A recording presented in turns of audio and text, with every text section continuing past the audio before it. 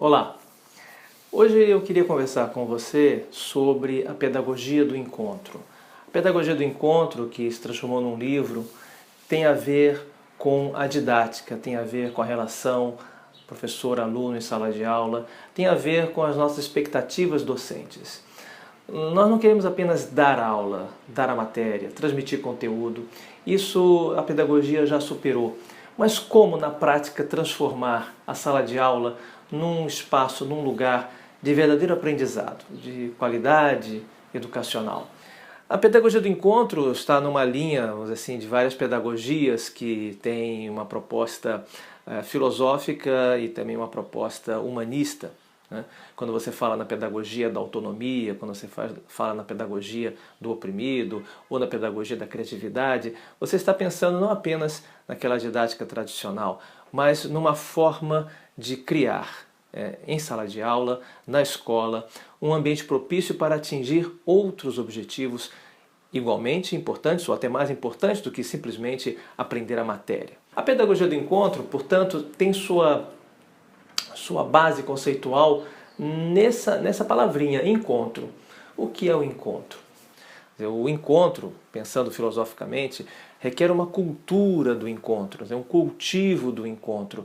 Para cultivar alguma coisa, para realizar alguma coisa, nós precisamos ter algumas ações, realizar algumas ações, adotar algumas atitudes bem concretas. No caso do encontro, e eu estou me apoiando muito num pensador espanhol chamado Alfonso Lopes Quintais, no caso do encontro, para que o encontro interpessoal aconteça, é necessário que as pessoas façam, digamos assim, entre aspas, alguns investimentos atitudinais. O que eu faço para realizar o encontro? Encontro não é estar junto fisicamente, simplesmente. Uma pessoa que está ao lado da outra pode não estar numa situação de encontro. No pensamento de Lopes Quintais, quando ele fala de encontro, ele sempre se refere a um entrelaçamento de iniciativas. Isso requer uma boa vontade, uma gentileza, uma cordialidade, uma capacidade de ouvir o outro que tornam esse entrelaçamento possível. Esse entrelaçamento não é possível entre coisas. Então, se eu trato uma pessoa como um objeto, como uma coisa, como um número, como um estorvo, como um obstáculo, evidentemente que eu quero afastar essa coisa da minha frente. Por isso, por exemplo, que quando alguém fala a minha liberdade acaba onde começa a liberdade do outro, não está trabalhando com o conceito de encontro. Por quê? Uma liberdade que termina quando começa a do outro não é uma liberdade humana, é quase como se fosse um pedaço de alguma coisa. É como se eu dissesse, o meu carro termina onde começa o carro do outro. Aí sim, não é possível que haja encontro, porque se houver encontro vai ter batida. Mas entre pessoas não é assim. A liberdade das pessoas pode se entrelaçar e por isso nós podemos falar em colaboração, em cooperação, em aprendizado em sala de aula. No momento em que a pedagogia do encontro começa a acontecer, se transforma num espaço de jogo, num espaço em que as pessoas podem ludicamente manifestar o que pensam, manifestar suas dúvidas, suas perguntas, sem o perigo de serem manipuladas ou de serem desprezadas. A pedagogia do encontro requer alguns pré-requisitos, exige algumas condições para que esse encontro aconteça e para que o aprendizado também se efetive. Uma dessas condições, um desses pré-requisitos é o diálogo. Nós temos que aprender a conversar, a dialogar. E diálogo é sempre ser ouvido. E aí essa expressão é bidirecional. Eu falo e quero ser ouvido, mas eu também tenho que ser ouvido para ouvir o que os outros estão falando. Quando alguém diz eu sou todo orelhas, né? Eu sou todo ouvido, eu estou aberto a ouvir o outro. Aliás, essa é uma característica importante do encontro. O encontro é uma experiência bidirecional. Uma experiência unilateral é aquela que eu realizo com coisas. Eu pego um livro e pego daqui e ponho aqui. Pronto. Eu simplesmente tirei uma coisa de um lugar para outro. Eu estou tendo uma ação unilateral. Eu estou controlando, dominando uma coisa. Na relação humana, na relação entre pessoas, não há isso. A experiência é bidirecional. À medida que eu tenho uma iniciativa, eu também tenho que contar com a iniciativa do outro. Isso já muda, por exemplo, a nossa maneira de dar aulas. Eu, como professor, ciente da pedagogia do encontro, da dinâmica da pedagogia do encontro, não vou simplesmente despejar o conhecimento ou jogar a matéria ou fazer as coisas acontecerem porque eu quero. Isso não é didático, isso não é humano.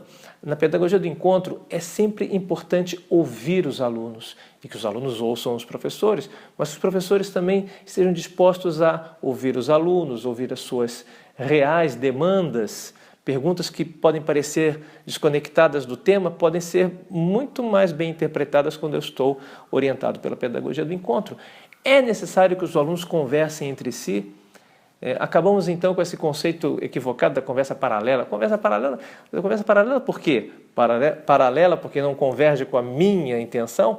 Se eu vejo que as conversas que acontecem em sala de aula podem convergir, eu como professor, como educador, como orientador, é que vou fazer com que essa convergência aconteça. O outro não é um impedimento, o outro não é uma coisa que está impedindo o meu avanço. Não, somos pessoas que estamos todos pensando uns nos outros como pessoas que querem aprender, pessoas que querem conversar, pessoas que querem melhorar.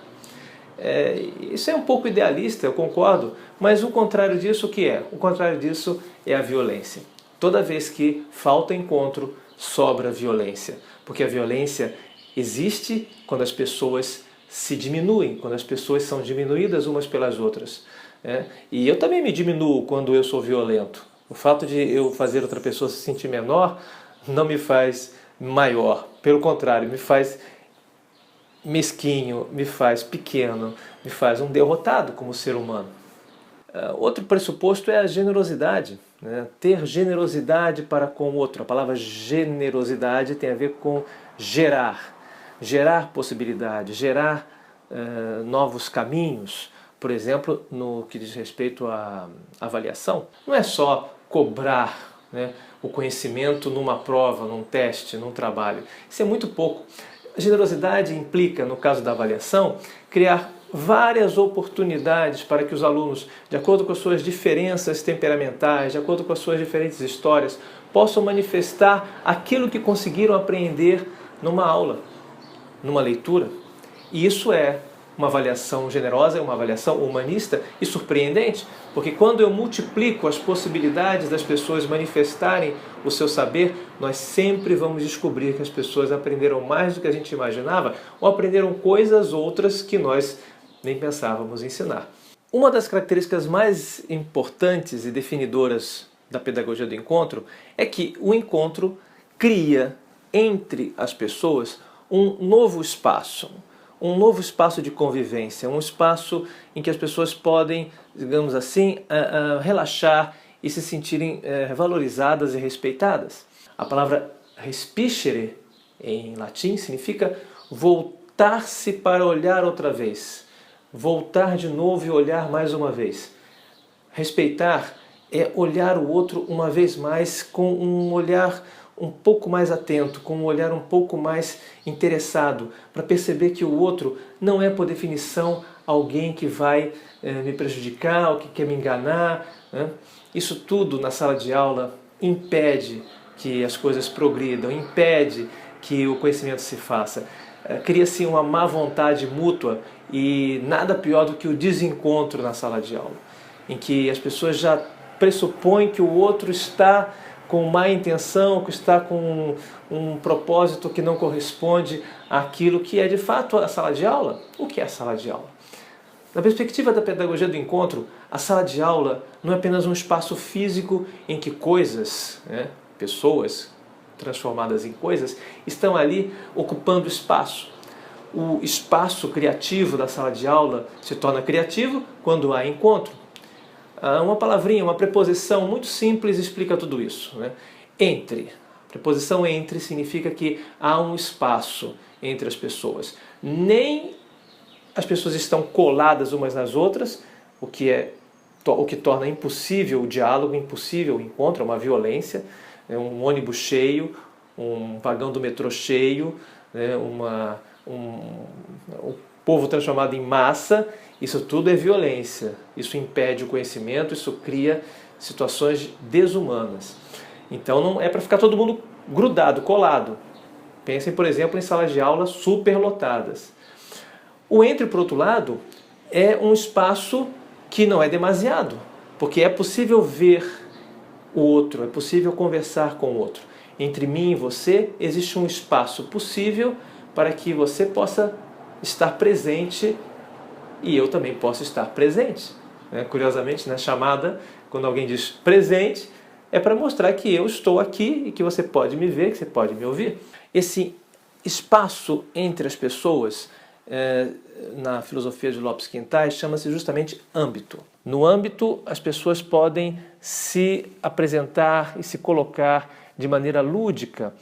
E o jogo, quando o jogo acontece, o jogo nesse sentido, o jogo da conversa, o jogo da compreensão mútua, o jogo do respeito mútuo, e vão jogando e aprendendo a jogar na vida. A vida é um jogo, vivendo e aprendendo a jogar, nem sempre ganhando, nem sempre perdendo, mas aprendendo a jogar, aprendendo a viver. O âmbito é necessário na família, o âmbito é necessário numa empresa, o âmbito é necessário no trânsito, o âmbito é imprescindível na sala de aula. Então a sala de aula transformada em âmbito, mediante esse esforço da pedagogia do encontro, transforma-se num espaço de aprendizado. E as pessoas vão para a sala de aula com uma predisposição muito melhor. E quanto melhor é essa predisposição, mais os frutos do encontro se manifestam. Existem os pré-requisitos do encontro e existem os frutos do encontro. Um desses frutos é o crescimento humano, o crescimento para viver em sociedade. A sala de aula não pode ser o lugar da violência, o lugar do desrespeito, do preconceito. Pelo contrário, nós professores sabemos que quando é possível criar esse âmbito, quando é possível que as pessoas se apresentem, e se tornem presentes uns aos outros de uma maneira humana, bacana, inteligente, criativa, o aprendizado se opera de uma maneira muito mais eficaz. As pessoas aprendem com mais facilidade, porque não aprendem apenas porque estão tentando decorar um conteúdo ou decifrar uma exposição. Elas estão aprendendo, ensinando entre si, se esclarecendo, vendo o outro aprender. É realmente uma outra dinâmica. É a dinâmica da convivência humana na sua essência. Trazer isso para a pedagogia é o objetivo da pedagogia do encontro, que nós transformemos o encontro interpessoal numa oportunidade para o nosso encontro de professores com os alunos, do encontro dos alunos com os professores, do encontro dos alunos entre si e do encontro dos alunos e do professor com o conhecimento. Outro fruto fundamental é a curiosidade. Você sente que a sua curiosidade foi valorizada e que você pode continuar exercendo essa curiosidade, você pode pesquisar, você pode aprender mais. O conhecimento não é uma coisa que eu tenho que engolir, que eu tenho que mastigar, ou uma coisa que eu tenho que fazer entrar no meu cérebro, sabe-se por onde, como. O conhecimento é também, de certa maneira, um ser. É claro que o conhecimento não é um ser, mas também não é uma coisa. É também um âmbito. Na mesma terminologia do Lopes Quintais, o conhecimento tem uma iniciativa, ele pode me dizer alguma coisa. Eu posso conversar, eu posso brincar com o conhecimento, eu posso testar o meu conhecimento, eu posso fazer descobertas novas. Aliás, a pedagogia do encontro tem um pressuposto. Ninguém exatamente ensina algo a alguém. Na verdade, a pedagogia do encontro permite que as pessoas aprendam. Outro pensador, Heidegger, dizia isso: ensinar é deixar aprender. No momento que eu estou ensinando de maneira ambital, dentro dessa dinâmica do encontro, então o conhecimento também realiza um papel, também desempenha um papel. O aluno começa a dialogar não só comigo, não só com os seus colegas, mas também com o próprio conhecimento. O conhecimento lhe diz alguma coisa.